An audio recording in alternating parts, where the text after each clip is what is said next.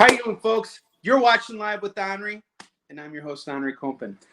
Today we got a little bit of a tricky situation here. Normally I have my laptop set up, but we got some internet issues going on right now, so I'm doing everything from my phone. Normally I have my guests in the back because I like to drum up everything, but now I get to see their reaction as I beat the drum for them. Today's guest needs no introduction, but he's getting one anyway. He has actually written the first comic that I ever read in my entire life and has done an incredible amount of very influential work that has no doubt steered me in the direction that I am in today in comics. In fact, he's had such a profound influence on me that I actually asked him to edit MARX, A Tale of Neglect. If you haven't picked it up yet, it's just $15. We got a brand new printing, and it's re-edited and looks great. And it is my pleasure to welcome J.M. DeMATTEIS. And I know I messed it up. It's DeMATTEIS. DeMATTEIS. You know, I accept both. DeMATTEIS is, I've always say, is the classic Italian pronunciation, which I do prefer. But DeMATTEIS is the Americanized version that I grew up with. But my father always used to say, it's really DeMATTEIS. And at one point, we just decided, if that's what it really is, that's where we're going. So people know me as DeMATTEIS. People know me as DeMATTEIS. Those two I accept. Any other pronunciations I reject, though. Well, you know, I had my intro for you worked out way better in my head, but just seeing your handsome face there, it just, you know, I tripped on my... I know that happens to everyone when they see my face. Well, I meant it as a compliment. I know. Well, you've had a really, this is a pretty big week for you. You got this DEATHSTROKE movie that came out. All right. Just came out on DVD and Blu-ray yesterday, I think. Yeah. DEATHSTROKE Knights and Dragons, which it's always hard to explain this. This is the second project I've done for CW Seed, which if those who know or don't know, it's a streaming app connected to the CW network. But it's a special app. They do original material for it. I did Constantine City of Demons for CW Seed. So what I do is I write a full-length animated movie. They then break it up into shorter episodes for Seed, and they'll put the first batch of episodes up on Seed and eventually show the rest of the episodes. But then in between, they put out the DVD, the Blu-ray, the streaming, the full-length movie, which has like, I don't know, 15 or 20 minutes more material than the Seed version has. So the Seed version is an edited down version of the full-length movie. So basically, I would say if you want to see it for free, you watch CW Seed, but you could probably have to wait another 6 or 7 months to see the end of it on CW Seed.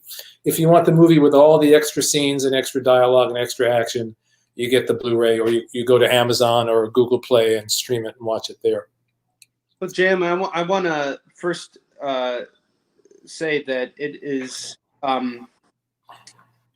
really, really great to finally be on the show, because you've been one of those guests that I've wanted to have on for a while, primarily because of the profound effect you've had on me as a writer.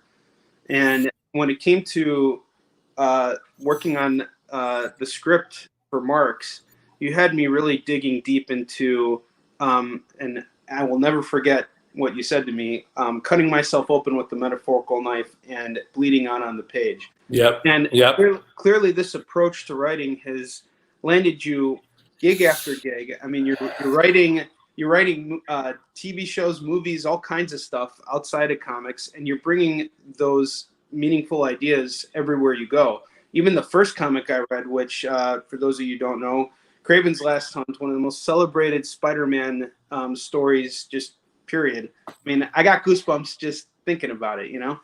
And, you know, everything you've done with Spider-Man in particular has always had a very punch. Amazing Spider-Man 400, the death of Aunt May, you know? So how do you keep yourself able to keep doing that when you have these deadlines and you have all these things going on in your life that kind of, you know, get you, you know, you need to get these projects done? How do you get that emotion? Deadlines are the easiest part of it. You know, deadlines give you the motivation. There's two great motivators. I'm not talking about the creative side of things. On the practical side of things, there's two great motivators. One is a good deadline, and the other is a bill to pay. you know, two fantastic motivators. And, you know, but on the creative end, it's really about just engaging with a story and being excited by that story and being excited by those characters and wanting to really dig in. You know, I was just saying that I almost forgot what we were doing because I'm working on a new project and I just started writing it. I've been laying it out and, you know, working on the story, but I just started writing the script today. I got completely lost in it, you know, and that's the beauty of what we do, right? Once you engage with the story, you're not even thinking about the deadline at that point. You're certainly not even thinking about the bills. You're just in love with that story. You're in love with those characters. You're in love with that world, and time ceases to exist, and you forget that you have a podcast at 5 o'clock. Sometimes I forget. Yeah, yeah. So. Well, you know, I want to go back, and it's interesting because, I mean, you've done all kinds of stuff in comics. You know, from superheroes to, you know, almost autobiographical stuff like Brooklyn Dreams. Yeah, where you chronicle, and you had me read that when you first came on board as the editor for MARX to help give me a sense of direction and really focus on the key essentials of what the story is. But when you have all these ideas floating in your head, how do you kind of force yourself to hone down on what you need to do, aside from just, you know, there's one thing to have deadlines. It's another thing to be, you know, to have like a big pile of ideas and having to sort through them and figuring out how to do it quickly. Like, do you have a process doing this? Are you talking about choosing which project to do, or just no, like how to give that project, you know, just the idea of the project, I guess, you know, I mean, because you're doing a wide variety of things. It's one thing if Marvel or DC comes to you and they say, hey, we want you to,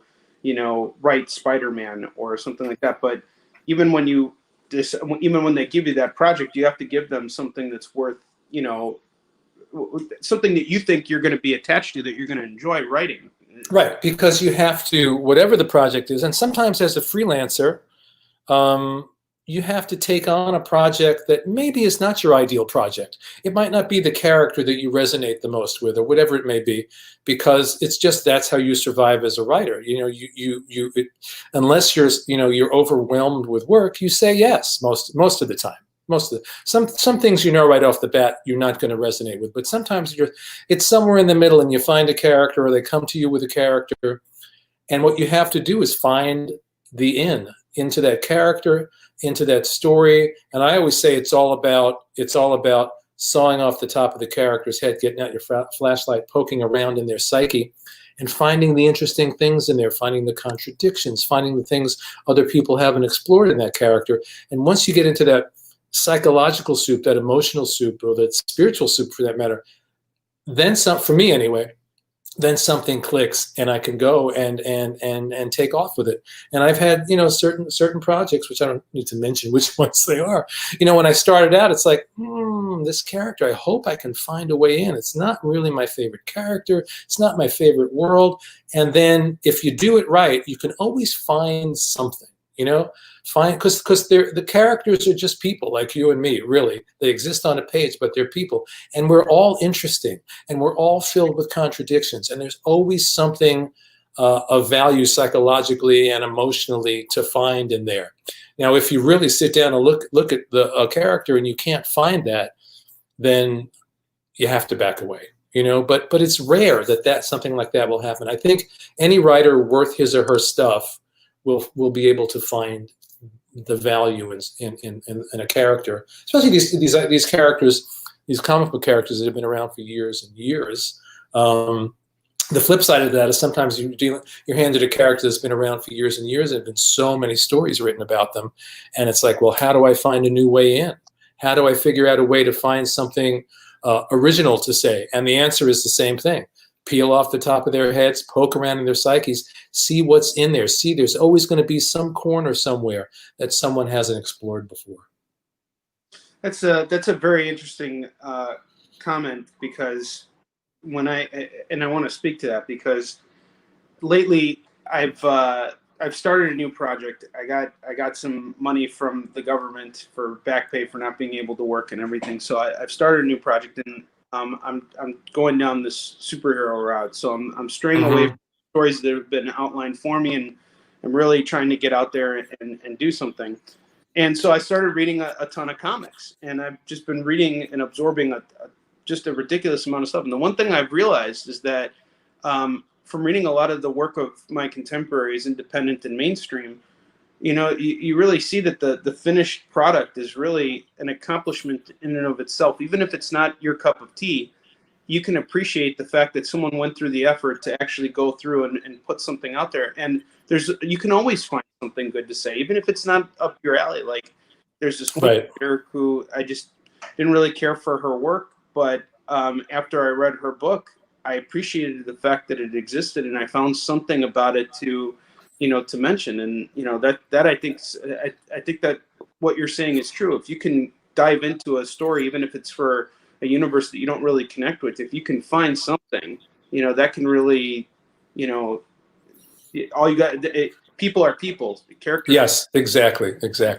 Yeah, excellent. And what you're saying about other people's work is true. You can not like a particular story or the particular theme or the point of view, but you can appreciate the craft and the art and the sweat that went into that story. There's plenty of like movies that I've seen where it's like, this is not my kind of story. I don't really like what it's about, but boy, that was really well made.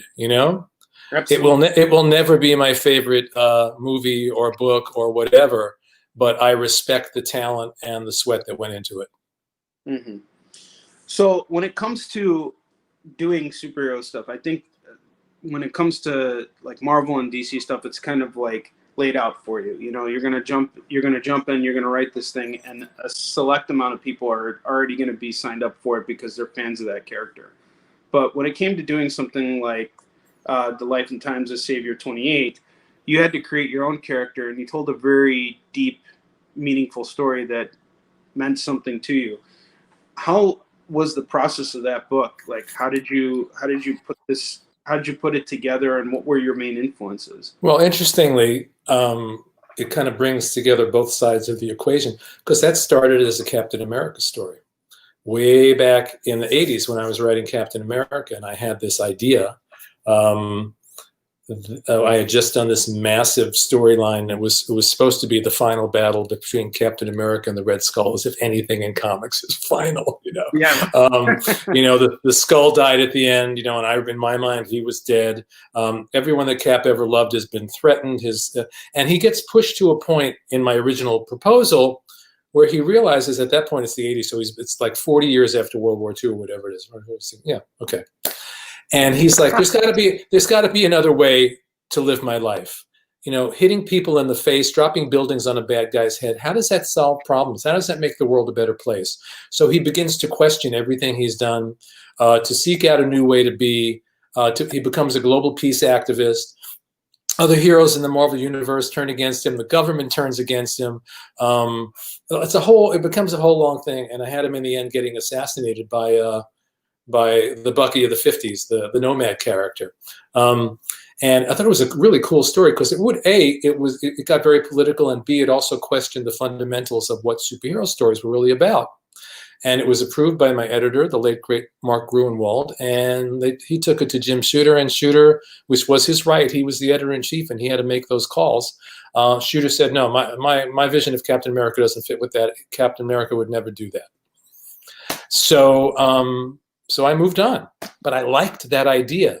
And I kept reworking it. And this is another important thing that I talk about in my writing classes. I worked on this idea on and off for decades. I would dust it off. I would rewrite it. I'd pitch it somewhere. They wouldn't get it. I'd put it away. Some time would go by. I'd dust it off. I'd rework it. I'd pitch it. Finally, I got off Captain America in, 1983 or 4 or something like that. In 2008, right, my buddy Mike Cavallaro had been doing some new work, and I looked at his work and I said, Mike, you'd be great for this story that I've been dragging around with me for decades now. And he read it and he loved it.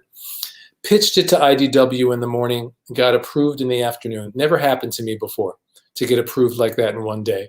And it only took, 25 years to get a one-day approval. But to get back to what you were saying, where did it all come from? Where did it all lead? Because now I set it in my own universe. I didn't have anybody over my head telling me what could or could not be done.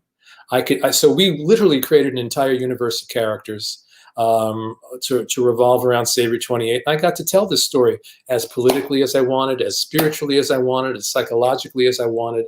And it turned out to be, for me, one of the best projects I ever worked on. I think it's yeah, absolutely one of the best things I've ever done, and certainly the single best superhero story I've ever done. But, that's a really important thing. Don't throw away your ideas. You never know. Absolutely. And that's what I wanted to talk to you about. But we'll get more into that. But the thing is the actual rejection process for you. Because, there are man hours put into the actual concept and the actual outline that you present when you're pitching, all the materials that you need to get together for that pitch. And then you got to wait. It's not like when you're at a convention and you're pitching a book and someone's interested, they buy it. If not, they go on their way. This has got to be a stressful process. What does it look like, and how do you remove yourself emotionally from the work so that you can allow yourself to just be okay with Jim Shooter telling you this is not Captain America, even though you poured what you believe is Captain America into this story? To be honest, you don't remove yourself emotionally. Anyone who says that they do that is either a Vulcan or lying, because it's, you're pouring your heart and soul into these things. So, but what you have to know, and you learn very quickly in this business, is rejection is part of the process. It never feels good. I always say that, you have to deal with it. You need a hard head in this business, and you need a fierce will. Two things. Fierce will is the key, I think.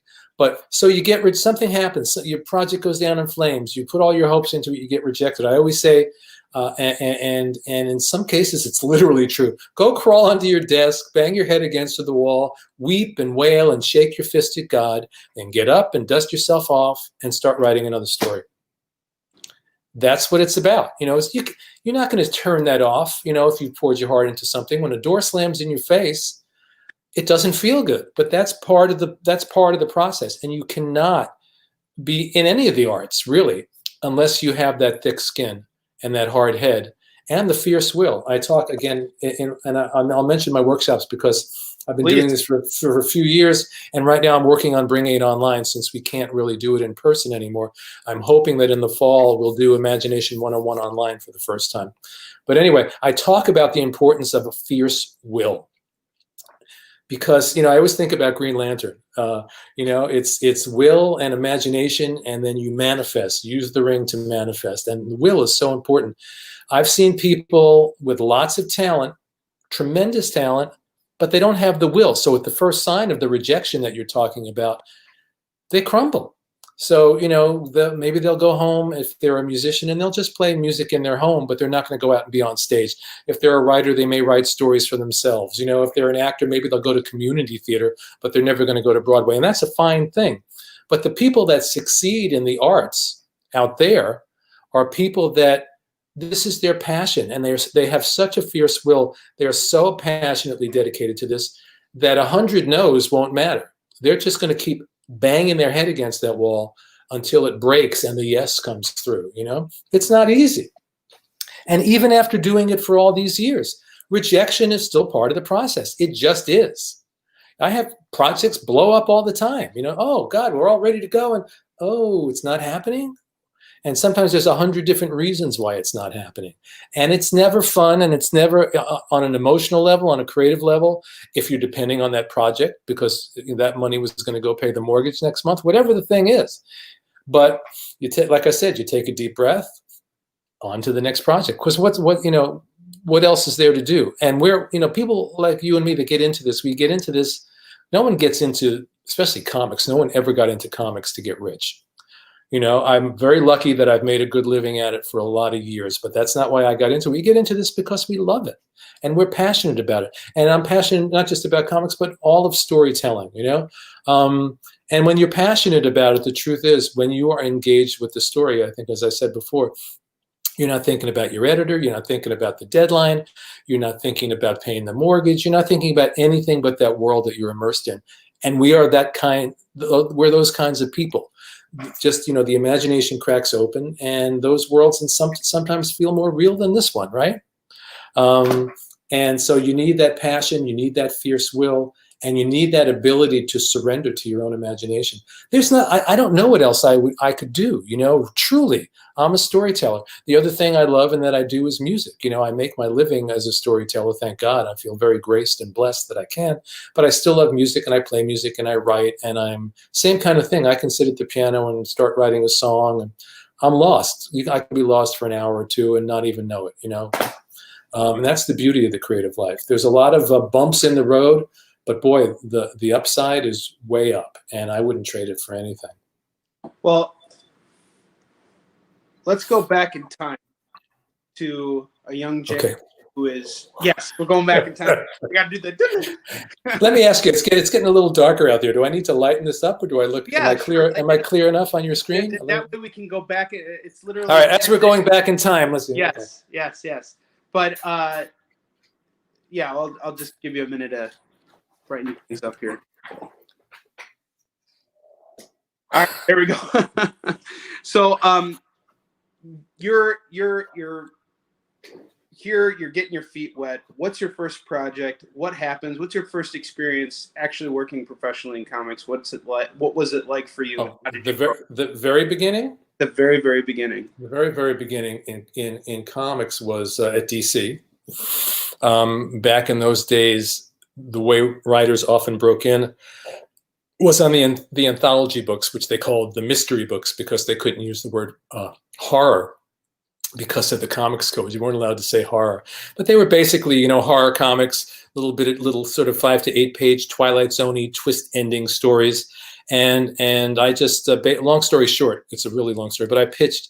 It took me a bunch of months of pitching Paul Levitz, who was the editor of those books. I never knew those books existed. I just wanted to write comics, and I wrote to DC blind and sent them some writing samples. And they said, "Look, this is what this. If you want to try your hand, this is where you try it." So I ran out and I bought a bunch of these books that I had never read. I sent Paul a bunch of pitches. He tore them to shreds, but he said, "Feel free to submit more." So I submitted again, and he tore them to shreds. And you know, I lived in New York City, so I was able to go up to the office and sit with him. And finally, I pitched him one story that he liked. He gave me a shot at it, and we were off. You know, it was, and that I talk about the. How old were you then? I was in my early 20s, 23, maybe somewhere around there. Yeah. Okay. So and I was just going to say, you know, the still remains one of my favorite moments. After I went through the drafts and all that stuff, and he accepted the story. Paul shook my hand. He said, "Welcome to the business." And it was like, this is fantastic, you know? And I always say I didn't need the subway to get back to Brooklyn. I could have just floated home, you know? I didn't even care that they were paying me. They're going to put my story in a comic book. This is fantastic. And I'm being paid the exorbitant amount of $13 a page. This is incredible, you know? Which was the starting rate then. And, you know, considering in my life at that point, I was playing in a band, you know, so I was making some money playing in the band, getting $13 a page writing comics. Not a bad deal, yeah. And back then, I mean, it was different. It's not like you had all the options that you do today, where if you get rejected, you could just be like, well, the hell with it, I'm going to do it myself. Right. A lot of guys are getting their foot in the door today. Which I think is important, but I have to say, what I got from working on those books, and then at DC, you sort of slowly moved up the ladder, was to work with Paul Levitz, to work with Jack Harris, to work with Len Wein, people that really knew their business, terrific editors, you know, and Len, who was not just my editor, but my mentor, and became a very dear friend, you know, and taught me so much. I have an essay coming up in, there's a big DC in the 80s hardcover coming out. I'm not quite sure when, but I wrote an introduction, and I call it Comic Book College. That's what it was for me. That was my comic book college, working with Paul and Jack and Len, and working with people that saw my ability and helped me develop it. And I was able to learn my craft. It's great that we live in a world where you can go off and do things on your own, but it's also great when you can work with people that have the skills and can really teach you. Because on your own, you're also gonna flounder to a certain degree. So that was a great thing for me. And then, I went to Marvel, and Jim Shooter also taught me a lot. And it's important. And that's one of the reasons why I do the workshops, he said, plugging it again, because I've been doing this a long time. I've learned a lot, and I'd like to give something back and pass that on to people, Well, I'd like to endorse your workshop if I can, because when you and I were working together on MARX, I don't know how you stuck with me, because it took 5 years to put this book together. And I remember I had such a hard time setting deadlines for myself that was one of the things you did. You came in there and you're like, if you don't finish this, I'm moving on to something else, which really kind of lit a fire under me. But aside from that, it was in the middle of the production of the book that, I got some really rough news about losing financial backing to complete the book. And I was really kind of doubting whether or not I'd be able to even continue working in comics, just because I wasn't sure of what the plan was. And I remember talking to you about it, and you were telling me that some years are really great for you and some years are not so much, but you just kind of keep moving forward with it. And, that's kind of the essence of what this is all about. If you are in the fight and you're trying to figure stuff out, that's right. It will come in time. You'll figure it out. That's essentially what the show is. I mean, I can't go to conventions, but I can get to know other creators. I can talk to you, and that I think is an important thing. It's expanding the network. It's connecting with people that normally you don't have a chance to do that with, because maybe you're off doing other things. Right. Yeah. And it's true. I mean, there's nothing wrong with the people that look at this and say, I can't do that. Like, I've had friends that were editors that they'd never wanted to be freelancers.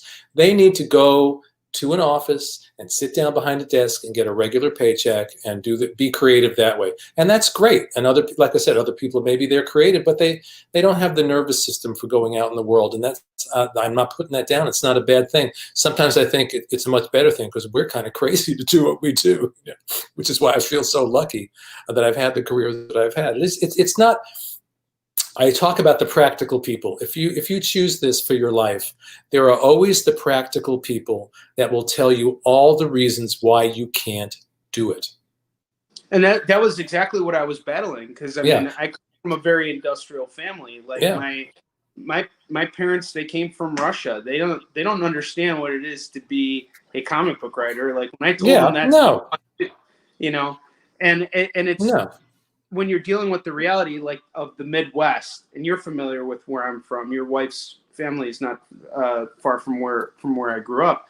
There's not a big comics culture or community, certainly not when I was growing up. I mean, now things are a lot different, and it's much more open now, but back then it was a very different thing. So I can't even imagine what it was like back when you were getting your start in, because A, there were no options back then, and B, you couldn't even use basic words like horror to do something. And comics now, because of these movies and TV shows, comics have a cachet that they never had before.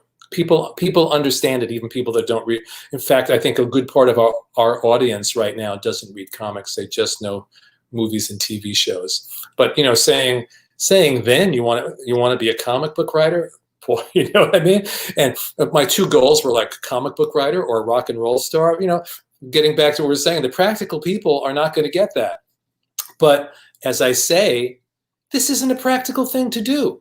So why would you listen to practical people? If you're making this choice, it's impractical by its very nature, And when you said that, and you said that to me too, and that was the thing, because honestly, the only voice of reason was to talk to somebody who had been through it, who had actually gone through it and had come out even the other side, or is going through the process and finding some level of success. I mean, that's where you learn. It's kind of like what you said about once you got in at DC, you started to learn the ropes and you learned how to survive. I mean, David Anthony Kraft, my co-writer on East Chin, he always tells me that when he was working at Marvel in the 70s, the walls were always collapsing. It was always a time of like, hey, comics may not be around next year. And that's why when I hear the stuff that's happening now, from the same thing, from the time I got in the business, I remember one of my editors up at DC saying, I don't know. They might just shut us down and just keep making, Superman movies and making underoos and and coloring books, and they don't need us. And so I've been hearing the death of comic books as long as I've been in the business. And it made it, and comics as we know it may not stay around in exactly the same form. Comics as an art form at this point is never going away. Never going away. I agree with that. And with the amount of content that's being put out right now and the amount of money that's being put into some of these Kickstarters, I mean, it's amazing. And I know that, normally it's so funny how interesting everything is, because I look at a lot of the lessons you've taught me, and how they apply to what's going on, particularly right now, with the fact that I can't go to conventions which is my source of income. I don't get paid, I get paid to go out there and sell everything. But you look at what you gain or what you can take from a bad situation, and if you look at it, and I've done all my crying and wailing and shaking my fists and stuff. In fact, I still occasionally shake my fists, usually while I'm driving, so I get both my hands off of it. Keep one hand on the wheel and then shake the other fist at God while you're driving. I thought it was one knee on. Oh, okay.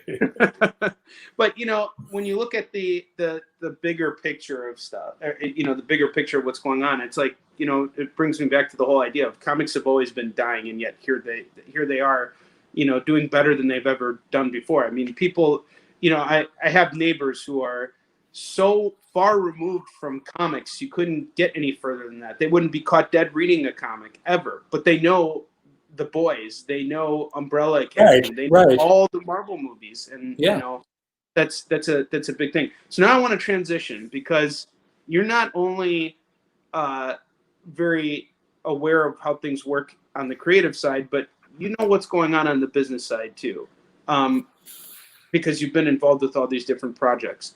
So when it comes to actually setting up a deal that works for you and going through that whole negotiation process and being patient and doing all this stuff, you got to be wearing a different cap, I would think.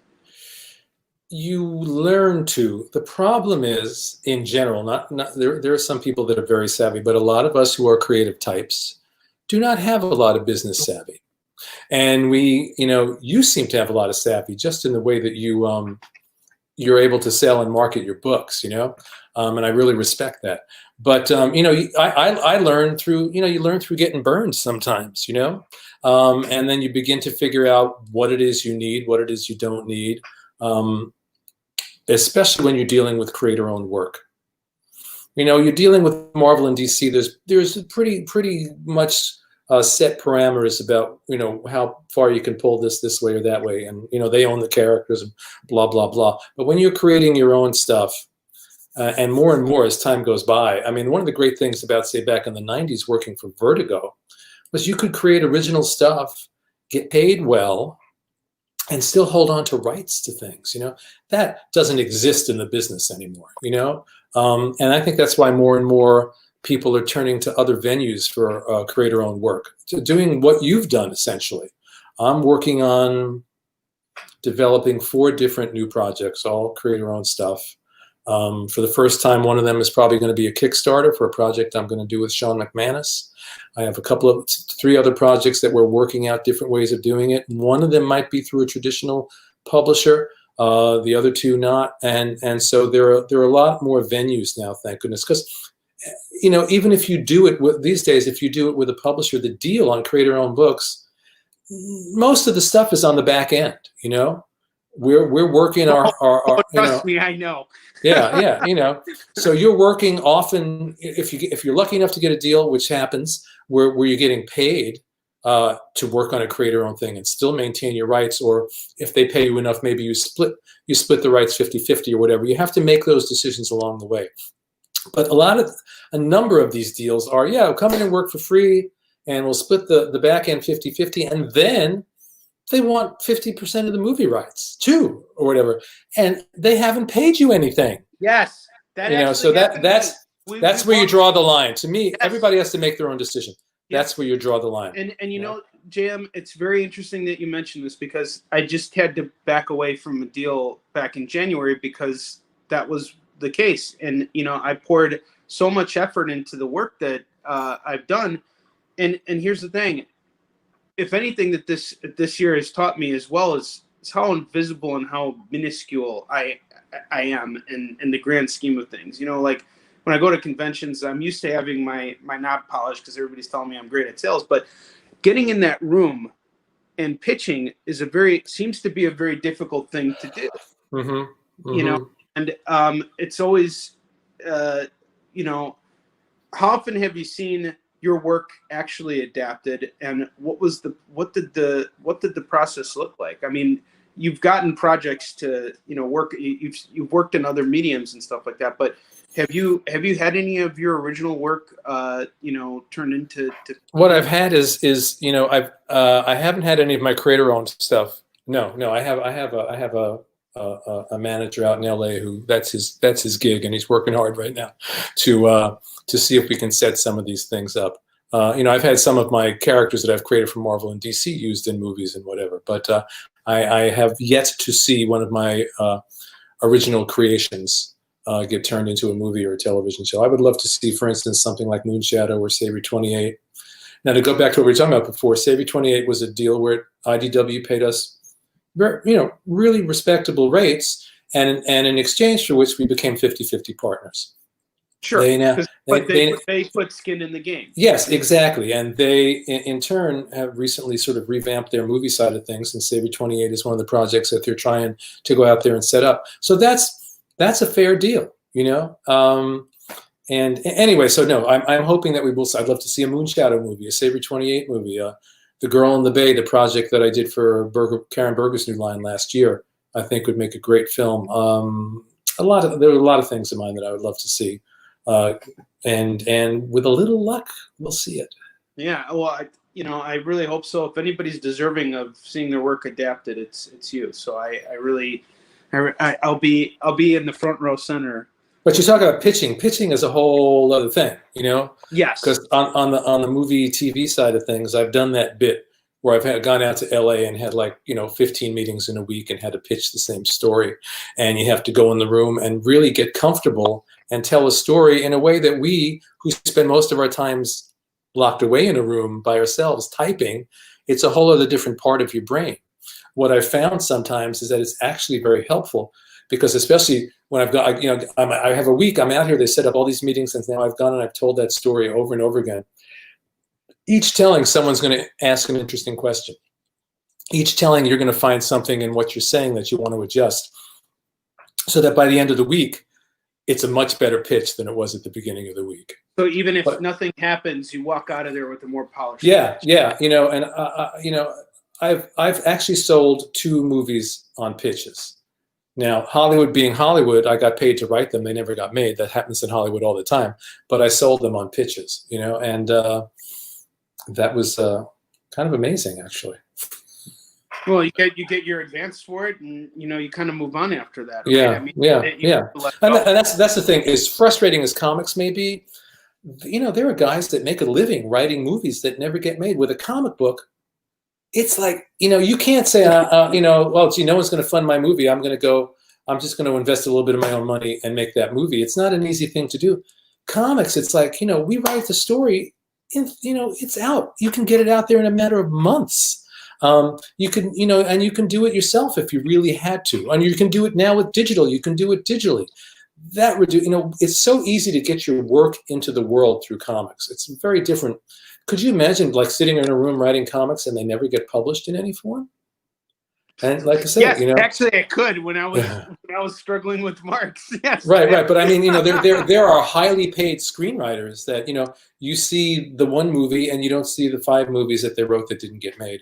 Or kind of like what I'm talking about with Savvy 28, you hear a lot of stories about movies in development for 20 years and finally it gets made and 5 other people have rewritten it since then, So what's one of the things I love about comics is the immediacy.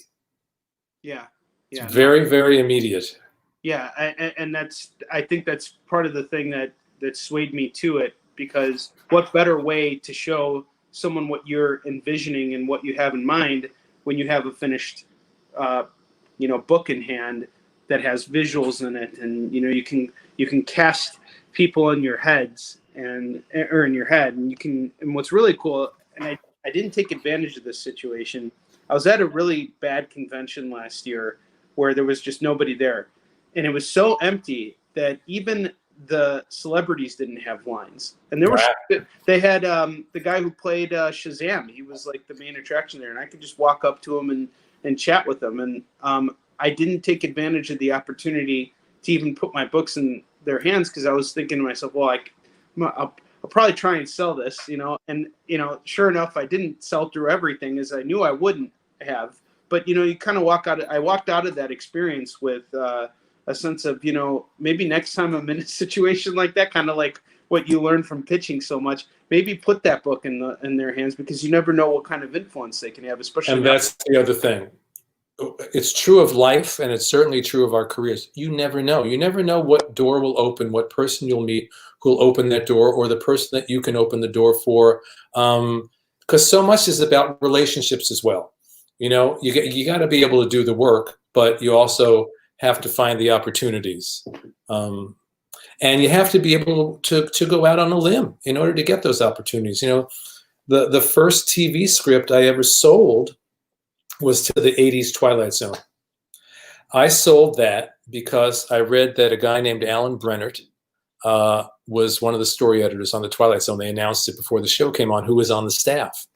Now, Alan, aside from being an Emmy-winning TV writer and novelist, has written a bunch of comics as well. So I knew his name more from comics.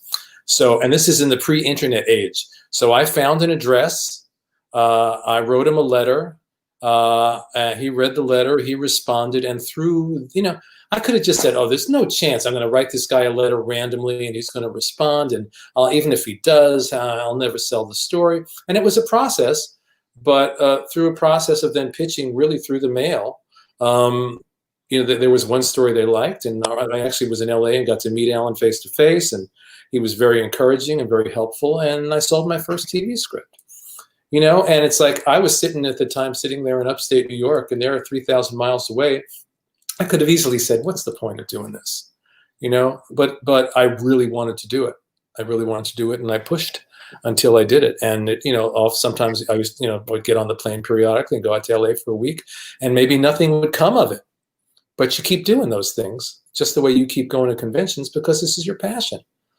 And I always say, what's the worst case scenario?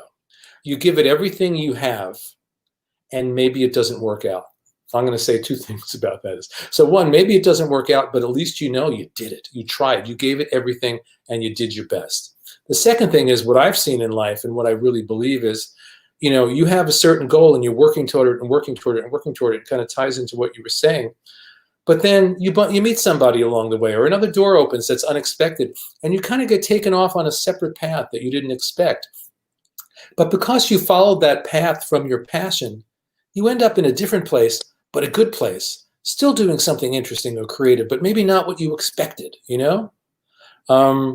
That's the way animation opened up for me. I just kind of stumbled into it ass backwards, really, I didn't have any desire to do animation, really. It was not a passion of mine. And I had been working on the live action Superboy show. I got approached by Marty Pasco, who passed away recently. Really, really a good guy and a great writer. Was working on the 90s Spider-Man show, and he wanted me to do something for that show. And it just so happened that my friend Stan Berkowitz, who was producing Superboy was over. I plugged Stan into Marty. And anyway, Stan ends up working in animation for years after that, becomes an Emmy-winning animation writer, and years go by. And he calls me up one day and says, do you want to write a Justice League Unlimited? Hadn't ever occurred to me. Like I said, I wasn't thinking about animation. I wasn't drawn to animation, no pun intended. But I said, sure, why not? And it went really well. The first thing I did, I think you probably know, is the Alan Moore story for The Man Who Has Everything for Justice League Unlimited. And it just worked. Something clicked. And in the doing, I suddenly saw what animation writing really was, good animation writing, because it didn't get better than the guys that were working on that show, and you know, the Bruce Timms and the Dwayne McDuffies and the Stan Oh, Berkowitz absolutely. and all those guys, you know. And that whole world opened up for me, and it became a whole new career path, unexpectedly, unplanned. I knew Stan from one thing, you know, I opened a door for him, he opened a door for me, and here I am. It's like 16 years later or whatever it is, and I'm still doing it. It's just on the phone before we talked, talking about a new animated project. Well, it's interesting that you mention this because I tend, the one thing I notice about you is your demeanor is you're always extremely kind to everybody everybody that you interact with, and I think that's a very important part of what growing in this business is. It's not just about establishing relationships to see where they take you. It's to show people that, like, look, you know, I'm a good guy, and you know, I'm somebody you can trust. I'm somebody you want to work with. Well, that's important. You have to be able to do the work, do it well, do it on time. Yeah, and you want, you know, you want to be someone that people enjoy working with. I know in terms of like working with editors, you know, there are two things I really, in the ideal editorial relationship, you want to respect that editor and you want to like them personally, because that's you know, if you're working, especially if you're working on a monthly book, that's a pretty intimate relationship, you know. And I've had editors along in these many years, some that like, I really like that person. I didn't think they were a great editor though necessarily. They didn't necessarily have the skills. So maybe I didn't have that respect for them on a professional level, but I really like them. Other people you may respect professionally, but there's just not, you just don't get along with them. So when you find those people that are like, you really like them as a person, you really respect them professionally, and vice versa, those are the relationships you really want to hang on to.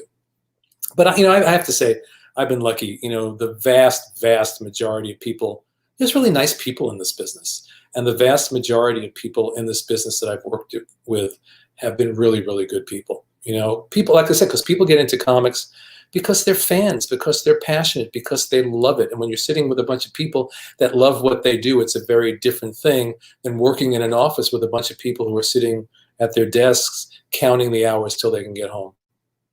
Yeah, you know, the one thing I've known from my experience, I would say I had my guard up for the last 10 years, and probably this year is the year that I finally broke that that guard that I've had in my head, because I found that this business, particularly because of how much it's transitioned over the years with independent publishing, is in some ways become oddly competitive.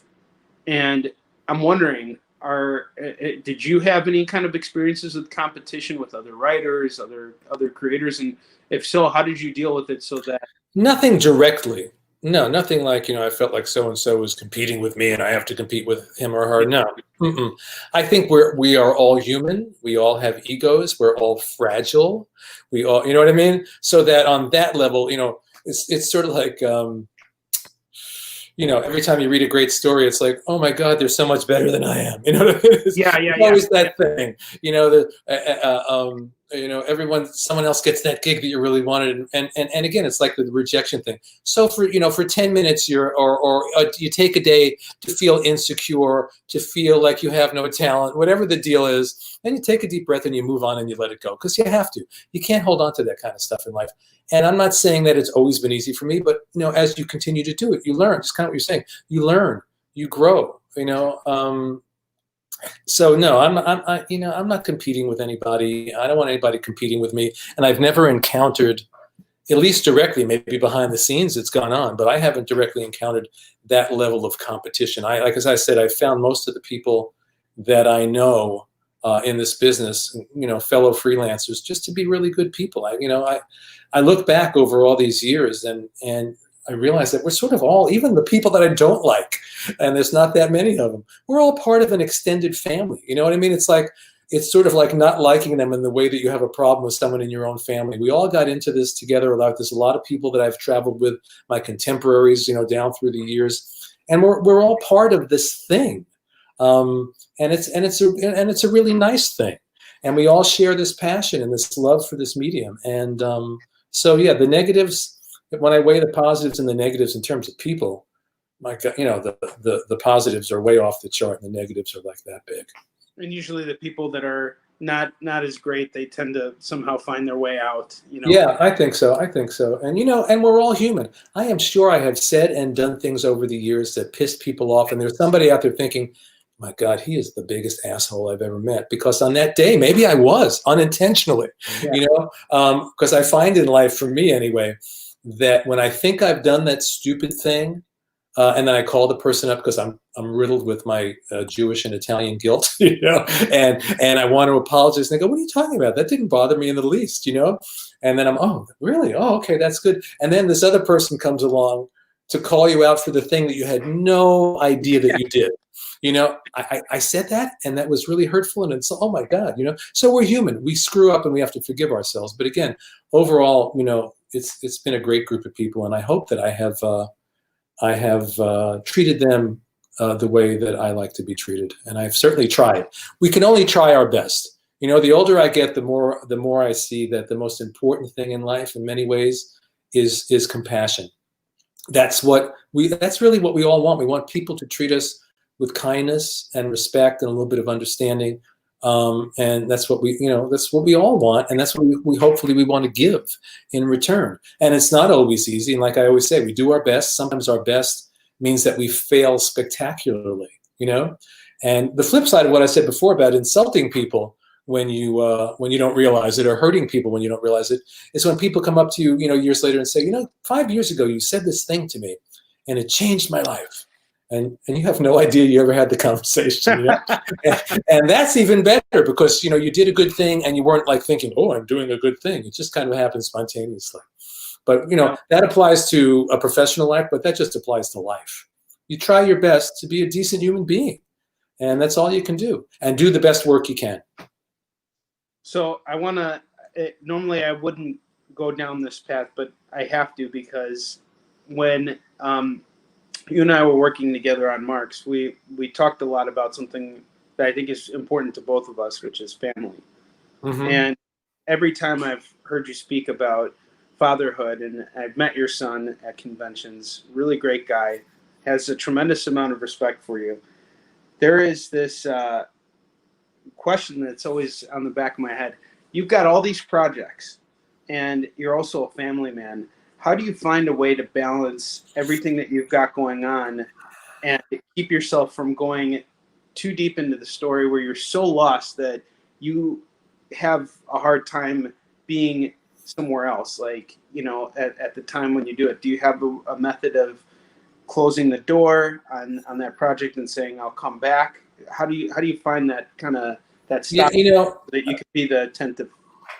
Since I'm a freelancer and I work at home, it's a whole different thing, and so you learn to build your, I actually, especially when my kids were home, they're both out of the house now, my daughter graduated from college 4 years ago.